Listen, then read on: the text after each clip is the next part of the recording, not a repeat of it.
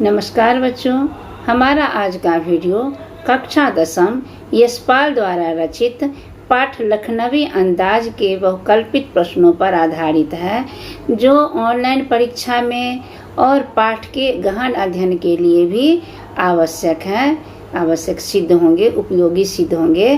तो प्रारंभ करते हैं। पहला प्रश्न है, लखनवी अंदाज पाठ के लेखक कौन है? कमलेश्वर, यशपाल, सर्वेश्वर दयाल सक्सेना, जैनेन्द्र कुमार। उत्तर होगा यशपाल। अगला प्रश्न है, यशपाल जी का जन्म कब हुआ? 2 फरवरी सन 1930 में, 6 मार्च सन 1903 में, 3 दिसंबर सन 1903 में, 21 अप्रैल सन 1930 में।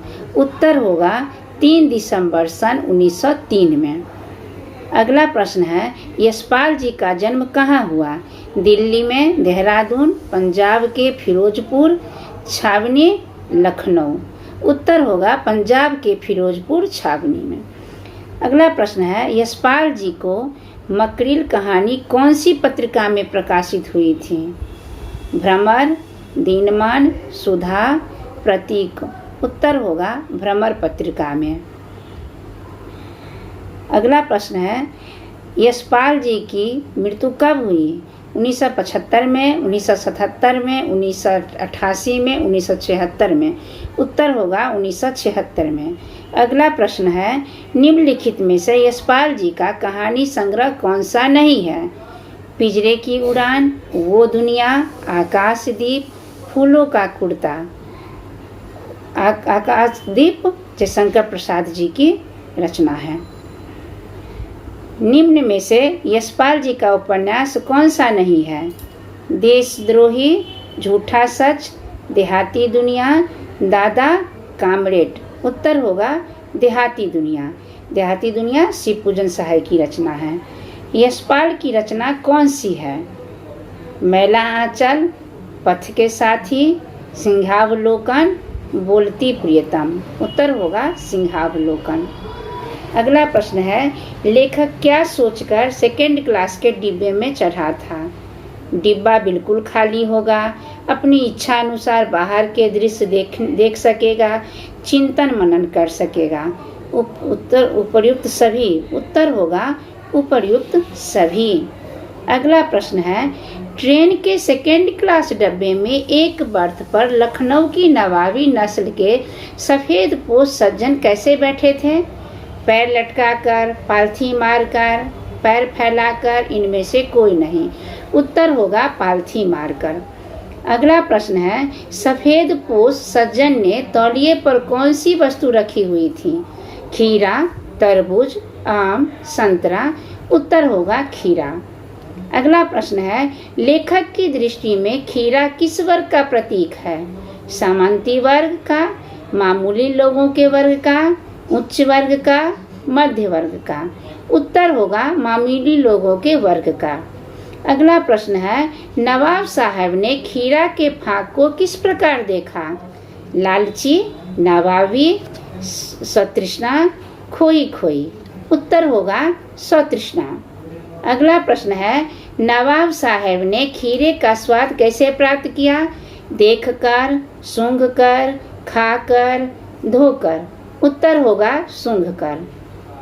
अगला प्रश्न है, नवाब साहब ने खिड़की के बाहर देखकर दीर्घ सांस क्यों लिया? न क्योंकि लेखक खीरा नहीं खा रहे थे, क्योंकि नवाब साहब चाहकर भी खीरा नहीं खा पा रहे थे, क्योंकि नवाब साहब खीरा फेंक नहीं रहे थे, क्योंकि नवाब साहब खीरा छील नहीं रहे थे। उत्तर होगा क्योंकि नवाब साहब चाह कर भी खीरा नहीं खा पा रहे थे। अगला प्रश्न है, नवाब साहब ने खीरे की फाकों के खिड़की के बाहर क्यों फेंक दिया था? खीरा कड़वा था, खीरा खराब था, खानदानी रईस लोगों का अंदाज दिखाने के लिए, बीमारी के कारण। उत्तर होगा खानदानी रईस लोगों का अंदाज दिखाने के लिए। अगला प्रश्न है, पनियाती शब्द का क्या अर्थ है? रसीली, ज्ञान होना, आसानी से न पचने वाला, भद्र पुरुष। उत्तर होगा रसीली। बच्चों ये शब्द पाठ के आधार पर शब्द दिया हुआ है, इसे ध्यान से सुने। अगला प्रश्न है सफेद पोष का क्या अर्थ है? रसीली, ज्ञान होना, आसानी से न पचने वाला, भद्र पुरुष। उत्तर होगा भद्र पुरुष। अगला प्रश्न है ज्ञान चक्षु खुलना का क्या अर्थ है? रसीली, ज्ञान होना, आसानी से न पचने वाला, भद्र पुरुष। उत्तर होगा ज्ञान होना। अगला प्रश्न है संकील शब्द का क्या अर्थ है? रसीली, ज्ञान होना, आसानी से न पचने वाला, भद्र पुरुष। उत्तर होगा आसानी से न पचने वाला। अगला प्रश्न है लेखक ने खीरे को क्या माना है? बहुमूल्य वस्तु, दुर्लभ वस्तु, अपदार्थ वस्तु, अमूल्य वस्तु। उत्तर होगा अपदार्थ वस्तु। अगला प्रश्न है खीरा लजीज होता है लेकिन होता है शकील, न मुराद के मैदे पर बोझ डाल देता है। ये शब्द किसने कहे हैं? लेखक ने, नवाब साहब ने, मुसाफिर ने, डॉक्टर ने। उत्तर होगा नवाब साहब ने। अगला प्रश्न है लखनऊ के खीरे की क्या विशेषता थी? करवा, मीठा, देसी, लजीज। उत्तर होगा लजीज। अगला प्रश्न है नवाब साहब रेलगाड़ी में किस श्रेणी के डिब्बे में सफर कर रहे थे? प्रथम श्रेणी, द्वितीय श्रेणी, तृतीय श्रेणी, इनमें से कोई नहीं। उत्तर होगा द्वितीय श्रेणी। अगला प्रश्न है लेखक को नवाब साहब का अचानक भाव परिवर्तन कैसा लगा? बहुत अच्छा लगा, अच्छा नहीं लगा, उपयुक्त दोनों, इनमें से कोई नहीं। उत्तर होगा अच्छा नहीं लगा। अगला प्रश्न है लेखक के अनुमान के प्रतिकूल क्या था? डिब्बा सामान्य था, डिब्बा खाली नहीं था, डिब्बा बहुत बड़ा था, डिब्बा छोटा था। उत्तर होगा डिब्बा खाली नहीं था। अगला प्रश्न है लेखक ने खीरा खाने से क्यों इनकार किया था? भूख न होने के कारण, खीरा कड़वा होने के कारण, आत्मसम्मान की रक्षा हेतु। इनमें से कोई नहीं। उत्तर होगा आत्मसम्मान की रक्षा हेतु। अगला प्रश्न है लेखक की पुरानी आदत क्या थी? अकेले में तरह तरह की कल्पनाएं करना, रेल में सफर करना, खीरा न खाना, संघर्ष करना। उत्तर होगा अकेले में तरह तरह की कल्पनाएं। लेखक के अनुसार नवाबों की प्रमुख विशेषता क्या है? खीरा खाना, अपनों को दूसरे से श्रेष्ठ समझना, सफेद कपड़े पहनना, रेल में सफर करना। उत्तर होगा दूसरों को अपने को दूसरों से श्रेष्ठ समझना। अगला प्रश्न है लेखक ने लखनवी अंदाज शीर्षक पाठ में किस पर कटाक्ष किया है? कृषक वर्ग पर, मध्य वर्ग पर, निम्न वर्ग पर, पतनशील सामंती वर्ग पर। उत्तर होगा पतनशील सामंती वर्ग पर।